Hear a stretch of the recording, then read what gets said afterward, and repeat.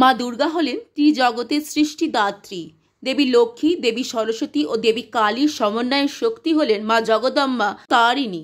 চৈত্র নবরাত্রিতে মায়ের পূজা করা হয়।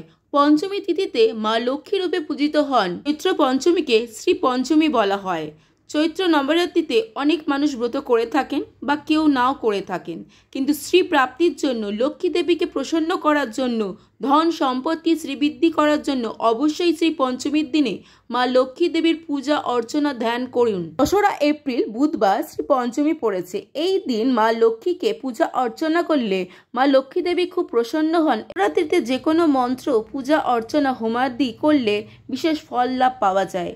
এই পঞ্চমী দিনে মা লক্ষ্মীকে সন্ধ্যায় পুজো করতে হবে। দুর্গা মা বা লক্ষ্মী মাকে এই দিন লাল ফুল, গোলাপ ফুল নিবেদন করবেন, কর্পূরের আরতি করবেন।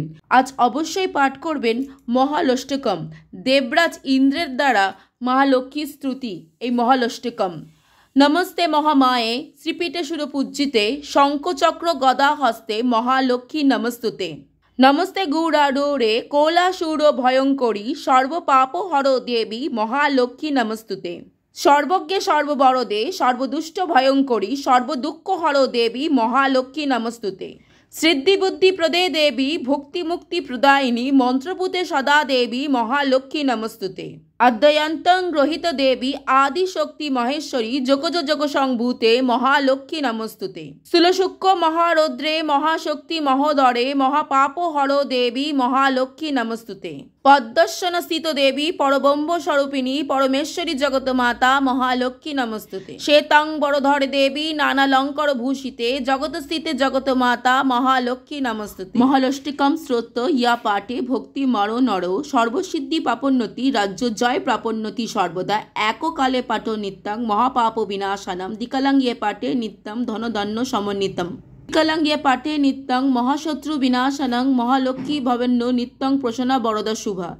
ইতি শ্রী মহালষ্টিকম স্তোত্র সম্পূর্ণ। স্তোত্রের মহিমা হলো, যে মানুষ ভক্তি সহকারে এই স্তোত্রটি পাঠ কিংবা শ্রবণ করেন সে সিদ্ধি লাভ করে, রাজ্য বৈভব প্রাপ্তি করে। সে প্রতিদিন একবার পাঠ করলে সকল পাপ নাশ হয়। দুর্বার পাঠ করলে ধন ধন্য শ্রীবৃদ্ধি সম্পূর্ণ লাভ করে।